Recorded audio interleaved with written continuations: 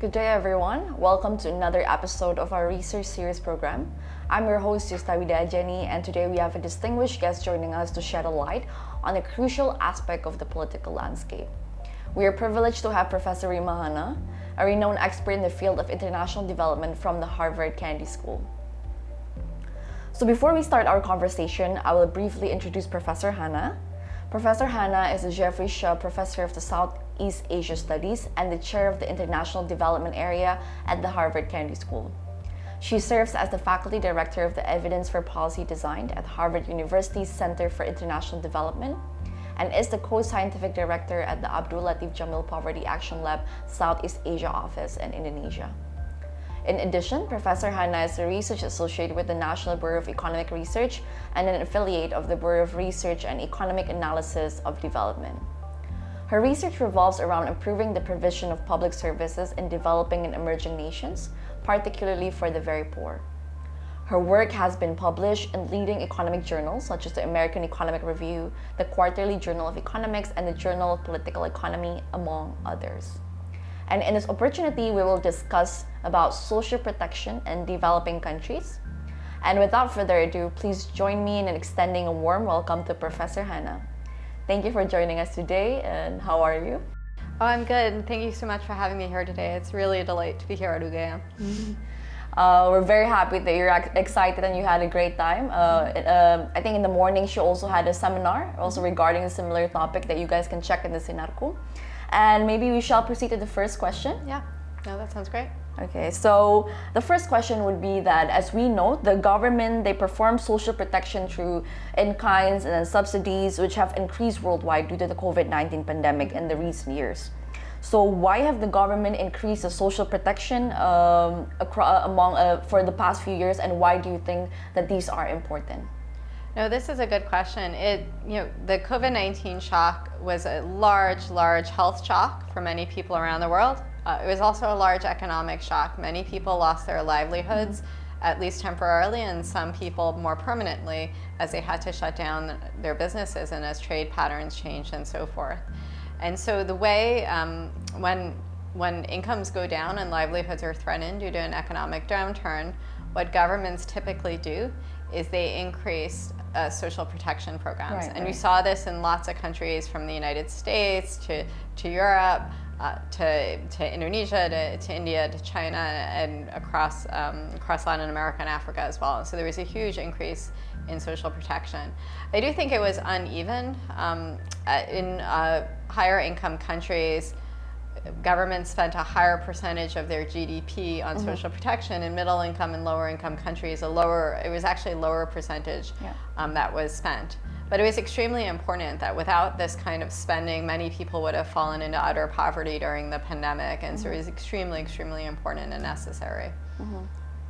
Very interesting answer. And now we shall proceed to the second question, which is regarding the fact that nowadays the trend shows that many countries have reduced subsidies and they have replaced them with targeted transfers.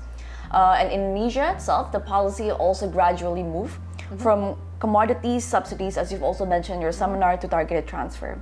And this trend was also highlighted in one of your paper regarding electronic food vouchers and then evidence from an at-scale experiment in Indonesia, which compared how in-kind food assistance and electronic vouchers-based program they affect the delivery of the aid in practice in Indonesia. So what is the trigger that makes developing country takes these certain decisions, and why are these important? No, this is a good question. I think going back in time, I think there is always a challenge into providing support for those who need assistance. And the challenge was very much a delivery one. How do you make sure you deliver subsidies and in a way that people can actually access them and they don't get lost along the way? And in the past, the way it was typically done was through in-kind transfers. And so you would subsidize commodities, so you subsidize energy, so you get your gas at the pump. You subsidize food. And this was done for distribution methods. It's also in many ways it's popular. You can see that the subsidy you're getting is tangible, and people can point to it as well. And so it was a popular thing to do as well. The problem is that oftentimes these subsidy programs are regressive. They're not necessarily going to the people who need them the most.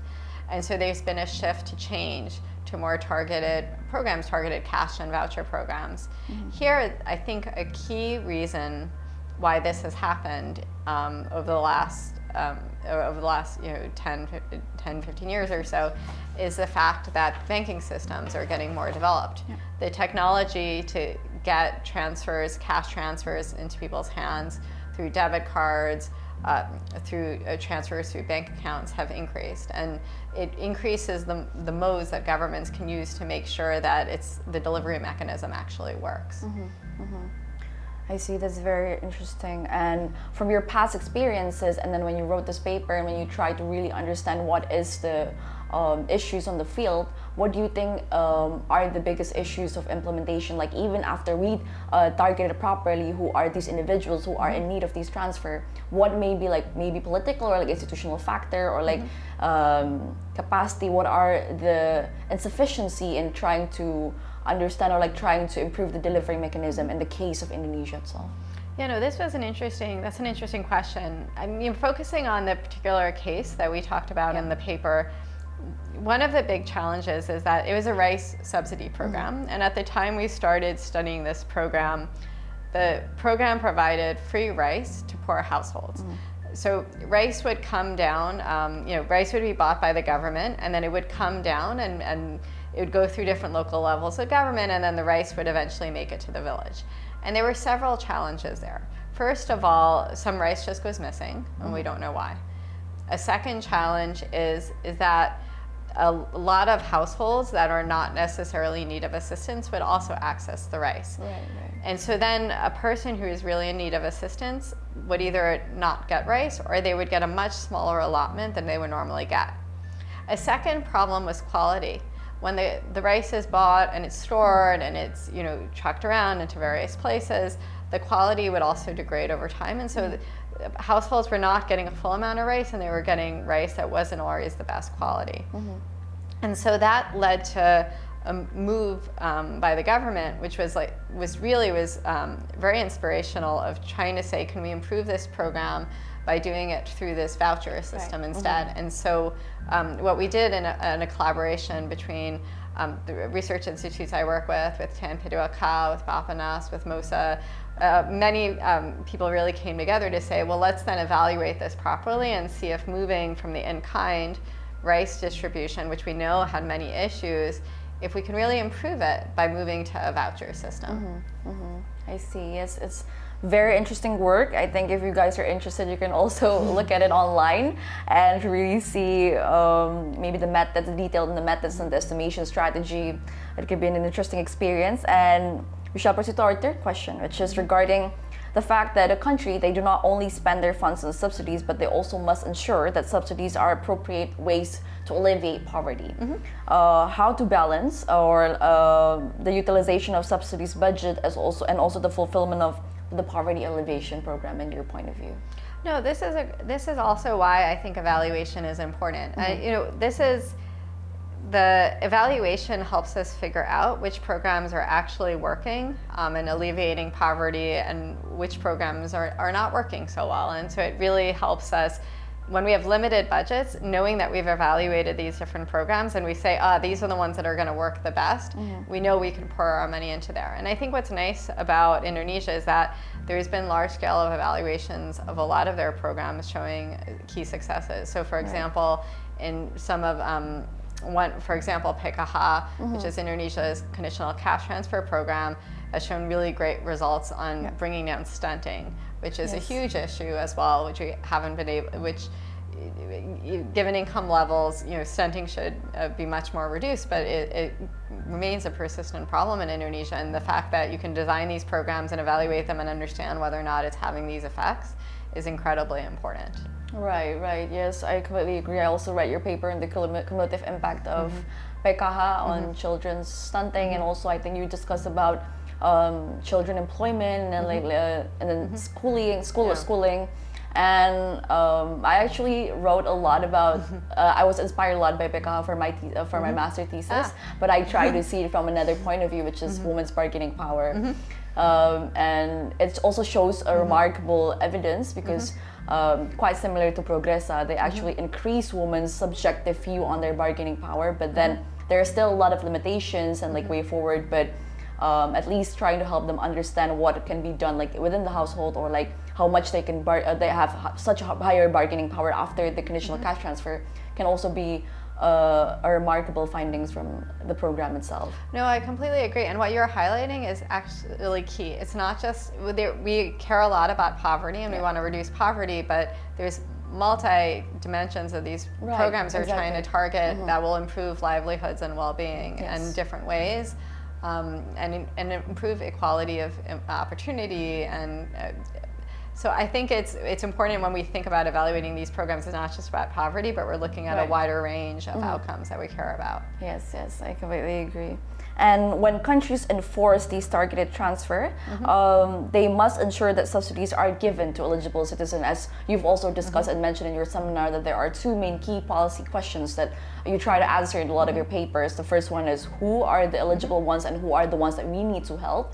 And secondly is also regarding how can we deliver efficiently and in the right manner regarding delivery mechanism, as well as the process of delivering these subsidies to the correct individuals. So maybe to discuss the first question, how do we identify the eligible ones?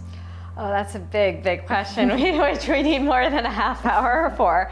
I think maybe I can just take a step back. I think one of the things we discussed in the seminar this morning is one of the key challenges facing a middle-income country like Indonesia is that is the lack of information about people's income. Many people are actually in the informal sector, particularly the people that you'd want to help. And so there's not really a paper record of who's having an income shock, who's low income, who lost their job. And so then it makes it very difficult to set up the kind of verification systems that social protection programs usually have. And so there's lots of different alternative ways, from data-driven approaches, community approaches, self-targeting approaches. And in truth, it's probably some combination of all these approaches kind of help. They all have strengths and weaknesses that you'll put them together in various ways to try to come up with a system that makes sense in terms of trying to find the right people to provide assistance to. I see, yes, I completely agree. And based on your previous research that you've also mentioned in the seminar, maybe can you try to like identify what are like the biggest key takeaways, or like the general approach of how can we identify the distinct approaches between, for example, like proximity testing and then community-based targeting and self-reporting, or even the mix between the PMT and community-based targeting? I think it also depends a little bit on what you're looking for. So for a program like PKH, for example, PKH is a conditional cash transfer program, and it's meant to make cumulative investments in children. And so you don't want it to be a one-shot thing when people are having a shock. You want to find people who are working, but they just need help for their families. They're just not earning enough, and you want to make sure that the kids are in school and education and have enough to eat. And you want it to be a long-term program. So you're looking for the long-run poor. Right. And so that's one thing you might want to target on. But then there are other programs, for example, like unemployment insurance. Somebody loses their job, they're having, they need some assistance for a couple months while they're searching for a new job. That you might want to target on shocks. And so it's interesting. I don't think you can use any one method. It's also trying to think of which is the right method for the right kind of thing that you're trying to, the kind of person that you're looking to try to help. And that's what makes it really complex. And there's no right answer for everything, but rather just how does it work within the program that you're trying to develop.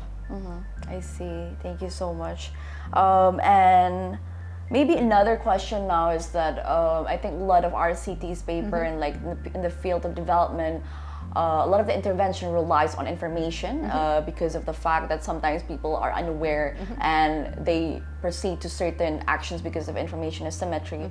And so information intervention are one of the low-cost intervention that is seen as effective and also efficient in trying to nudge people, even though some of the nudges are small and like comparatively insignificant, but still they can have like an imminent effect in like trying to help people to understand more about what are their responsibility, or what are they the things that they are able to produce, or the things that they receive, which leads me to my next question. So how do you think we should communicate to the government to give suggestions for the interventions for the government? Like maybe this is regarding like the information intervention or like provisions that is still lacking?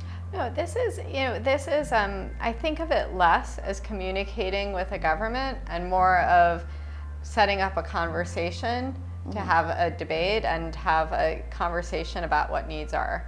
I think for people to trust, people in the government are making really big decisions that affect people's lives. They have to be skeptical. They can't just be like, oh, you come in and you say this is good, and they have to really be part of the conversation from the beginning, saying what are the key challenges we're facing, what are we trying to do, what are we trying to achieve. They need to work together to understand, well, what are the methodologies, can we trust it, how can we go back and forth, let's debate it, let's understand. And for me, I think that's more about how you change mindsets and you build the trust to work together to really get to the right answer. And I think it's much more than just communicating results, because I really think people should be skeptical and really trying to understand and learn what new knowledge is, and from the evaluations coming out, is it a good evaluation? Is it an evaluation that's right for them? Is it solving the problem they're trying to work on? And the way you really do that is working together from the start. And that's actually been one of the really nice things about working in partnership here in Indonesia, is that there's been some really big champions within the government who really bring to bear of the questions of like, what's important, what should we be thinking about, how should we be thinking about it, let's discuss, let's really understand and design the evaluations together. And I think it makes it much more policy relevant than just having some research done and communicating it. That's a very interesting answer, which also leads to my, it's more of like my personal question, I guess. Like, based on your experiences after so many years working in research and collaboration with the government as well in developing countries, what do you think would be some of the main challenges in trying to communicate the key results of your evaluations to the government? I think one of the key challenges is that the methods we use are often complex. And it's harder to trust it when you don't fully understand it. And some of that is our fault for not explaining our research in ways that's easy enough for people to understand. But some of it is just that you need the basic level of statistics to see what the research is doing. And maybe you didn't take that in college. Maybe that wasn't part of the curriculum for the degree that you did. And so one of the things that we also do that we think is important is not just working on research and communicating research, but also doing training programs and training programs for government where they could get a sense of what the methods are and the right questions to ask, and to use that to be better consumers of research as well, and to see what's useful for them. And I think it's about, in the end of the day, I do think it is about having a conversation about how we can make things better. And in order to do that, we all need to be on the same page, and we need to listen to one another and learn from one another. Yes, I completely agree with you. And I suppose that the way forward is evidence-based policy making. And in this extremely data-driven world, now we can see that machine learning methods are evolving, and they're complementary to a lot of quasi-experiments. Also, randomized control trial and design itself have been progressing quite a lot over this past decade. So how do we, like, in the developing world, I suppose that there are a lot of questions that still remains, not only about the devil in the details of the program design or like the targeting, but also another the relationship between like certain transfer and then, for example, like well-being or another topic of research. So how do we identify the important questions, or like how do we distinguish that these are necessary questions or these are sufficient condition that we need to fulfill? This is a good question as well. I think this is where I think it's got to be a dialogue of everybody together, coming together and trying to say, what do we think is important? And we have to listen. We have to listen to citizens, what they want. I think for me, evidence-based policy is very useful because it gives us an idea of what can work and not work and different directions we could go in. But ultimately, these programs they belong to citizens. And there's a political process at play where people have preferences over what they want, and trying to think about how the evidence can inform and be useful in terms of thinking through that process as well is also very important. And so it's the human element. Yes. And it cannot be forgotten. And that process also, if people want more education and less health, or people want more business development and growth and less education, like there's a difference in terms of what people want from the government, and then you have to fit the programs to meet what people's needs are. And so in the end, it's not so clear cut, but that's what also makes it interesting. Yeah. I completely agree. So it's more like an aggregation of different social preferences of individuals in the society. Yeah, that's true. And maybe this would come to our last question before conclusion.